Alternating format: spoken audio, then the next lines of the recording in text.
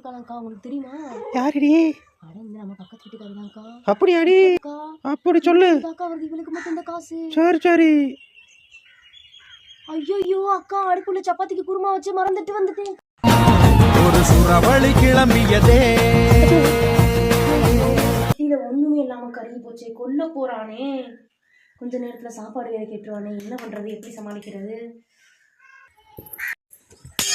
என்னடி மாரியத்தா மாதிரி குடிச்சுக்கிட்டு இருக்க? ஏன் இந்த வீட்டுல எல்லா வேலையும் நானே தான் பாக்கணுமா? ஏன் உங்களுக்கு எல்லாம் கண்ணு காது வாயிலாம் இல்லையா?